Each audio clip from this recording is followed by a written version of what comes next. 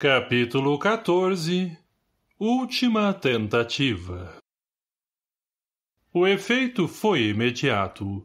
Logo, um clima de união pairava no ambiente físico, no centro representante da doutrina espírita.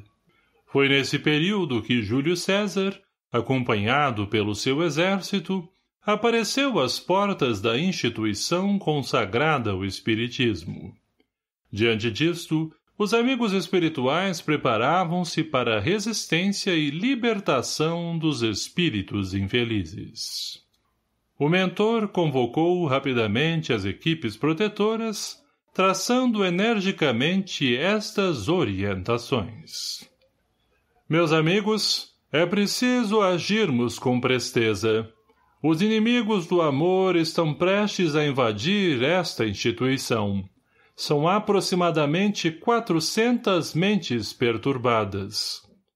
Reforcemos os companheiros responsáveis pelas tarefas protetoras, não esquecendo da vigilância e da oração, a fim de que não nos falte a proteção superior. As entidades sublimes, responsáveis por esta casa, estão para chegar a qualquer momento. Terminadas as orientações, o espírito responsável pela instituição fez pequena prece. Elevou os olhos ao mais alto e, envolvido por luzes indescritíveis, que traduziam seu imenso amor pela causa e pela casa, orou em benefício dos espíritos invasores desta forma. Pai, todos trazemos um passado que nos solicita reajuste e trabalho. Quem de nós já não perambulou perdido e lunático pelo reino das sombras? Quantas vezes, entregues à cegueira de nossas paixões inferiores, transformamo-nos em verdadeiros carrascos. Hoje, libertos desses sentimentos pelo trabalho árduo e pelos incontáveis testemunhos, estamos despertos para a consciência cristã, colocando-nos à disposição para o amparo amigo. Contudo, Senhor, nós te suplicamos, concede-nos a força necessária a fim de que o teu amor possa vibrar nos corações iludidos, nas mentes enganadas, nas almas angustiadas. Dá-nos a sublime oportunidade de abraçarmos aqueles que caíram no caminho, os que foram maltratados no mundo, os que se revoltaram, aqueles que deixaram o coração endurecer por não entenderem tuas sábias leis. Concede-nos, Pai, a grata satisfação de sermos o bom samaritano da parábola de Jesus, que, movido de íntima compaixão, socorreu a pessoa humana em necessidade, sem se preocupar com a procedência do assaltado, se era pobre ou rico, moralista ou pecador, virtuoso ou malfeitor, socorrendo-o por ser simplesmente uma criatura humana, executando em verdade, o maior mandamento. Hoje, estas almas se converteram em nosso próximo, pois que nos aproximamos delas com sincero interesse. Permite, por fim, que neste encontro que se assemelha a uma guerra, possamos transformá-lo num grande despertar das consciências comprometidas com o próprio progresso, abraçando-os junto ao peito, revelando, através de nossas atitudes, o teu eterno amor. Sê, por fim, Senhor, o sol de eterno fulgor que ilumina e aquece as almas mergulhadas nas águas glaciais da ignorância humana, para que, esclarecidas pelo teu amor, possam encontrar o caminho que leva a ti. Encerrada a petição, o amigo espiritual dirigiu-se às portas da instituição e o clima estava bastante tenso. De repente, vozes terríveis foram ouvidas gritando em conjunto, numa espécie de jogral das trevas. Derrubem as barreiras magnéticas! Fora os amigos da luz! Fora os seguidores do Cristo! A casa é nossa! Nossa! Já era madrugada e a manifestação dos inimigos da paz continuava. Gonçalves, ao lado de Júlio César, analisando a situação, permanecia em profundas reflexões, mas cumpria ordens, organizando a massa. Contudo, estava tristonho. No fundo, sabia que mais uma vez seriam impedidos de continuar, que o mandante estava profundamente cego de ódio, além de pensar exclusivamente em si, na sua posição. Se o chefe não conseguisse vencer, seria banido para sempre da organização das trevas. Do lado de dentro do centro, Elvira e Daniel permaneciam preocupados. Praticamente nenhum dos espíritos inferiores que estavam sob suas ordens permaneciam na casa. A maioria havia sido socorrida. Os subalternos de Júlio César guardavam, diante da nova situação, angústia e indecisão. Elvira, especialmente, se encantara com a capacidade espiritual das entidades superiores, sentia o amor dos irmãos maiores vibrar no âmago do ser, no fundo queria juntar-se a eles e desejava fazer brilhar sua própria luz. Foi neste instante, quando estava em profundo processo de introspecção, que os amigos do mais alto aproximaram-se serenamente, demonstrando interesse pelo coração perturbado da dançarina. Quando a meretriz se sentiu envolvida por irradiações de ternura, chorou copiosamente, entregando-se aos socorristas espirituais.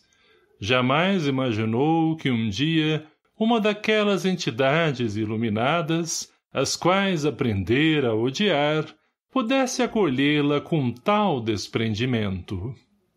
Daniel, espantado diante da cena, invejoso e orgulhoso, não teve a mesma humildade da ex-comparsa. Por isso, resolveu fugir de si mesmo em busca de seu mestre para narrar-lhe os acontecimentos internos dos emissários do bem. Quando se dirigia para a porta de saída, os instrutores da bondade barraram-lhe a fuga. O servo das sombras esbravejou, gritou pelo seu chefe, mas foi acalmado pelos espíritos felizes que, demonstrando-lhe a situação delicada em que se encontrava, apelaram para o intelecto do obsessor, evidenciando que era mais inteligente render-se às forças do bem do que ser aprisionado pelos mandantes do mal. Daniel, profundamente comovido, verificando o poder que partia dos corações amigos, fitando longamente o rosto do cooperador bondoso, deixou verter algumas lágrimas, rendendo-se ao abraço afetuoso da verdade. Os socorristas comemoravam, em trabalho silencioso, a libertação de mais um filho de Deus. Enquanto a casa espírita internamente desenvolvia organização e esperanças, Júlio César gritava do exterior estas palavras. Avante, comparsas! Antônio, apareça! O obsessor-mor clamava pelo mentor da instituição. Desejava um confronto. Antônio! Esbravejava o fanático. Eu o desafio! Por sua culpa, estou prestes a perder todos os meus títulos na organização em que sirvo. Maldito seja por 1000 anos! Estamos prontos. Vamos arrombar as portas fluídicas, estourar as barreiras protetoras, banindo-os daqui. Trabalhamos em nome das hostes infernais, das forças das trevas. O momento é nosso. Avante, camaradas! Antônio, representante espiritual daquele agrupamento cristão, permanecia imperturbável em profunda oração, quando o exército de Júlio César, trazendo nas mãos armas pontiagudas a fim de impressionar, avançaram contra os emissários do bem. Antes de atingi-los, subitamente, atendendo às rogativas de Antônio, uma entidade sublime se fez visível. Diante da aparição e da intensa luz que partia do peito e da fronte do espírito superior, os adversários recuaram alguns metros, paralisando o ataque. Outros, igualmente superiores, apareceram ao lado da veneranda entidade, sustentando-a, enquanto toda a casa fora fortemente iluminada. Milícias celestes se apresentaram prontas para servir. Então, o ser sublime disse ao coordenador do centro: suspenda os cordões isolantes, abra as portas fluídicas, baixe as correntes protetoras, desligue os aparelhos magnéticos e elevemos o pensamento em prece. Todas as ordens foram cumpridas e, quando a malta de inimigos do bem, quais símios desordeiros, preparava-se para invadir, os espíritos celestes os envolveram em indescritível magnetismo, paralisando-lhes as forças. Os invasores, atônitos, cobriram o rosto diante da ofuscante luminosidade. Um deles, em completo pavor, gritou instintivamente: retirada! Retirada! Perdemos a guerra! Eles são muitos! Muitos! Vários, à semelhança de um tropel, correram espantadiços. Outros pediram ajuda e foram recolhidos pelos tarefeiros do bem. Gonçalves, sentindo vibrar as entranhas da alma, recordando o atendimento amoroso que recebera, através da mediunidade, o amor que partia das milícias do Senhor, aproveitando a movimentação e distração do chefe, entregou-se aos socorristas, desligando-se das trevas.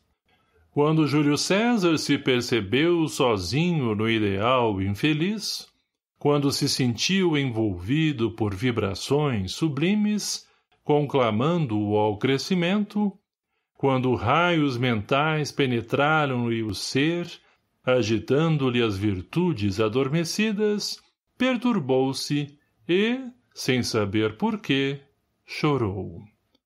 Vendo a mole debandar, quer fugindo ou arrependendo-se, igualmente retirou-se, lançando no ambiente exterior urros de cólera, prometendo vingança.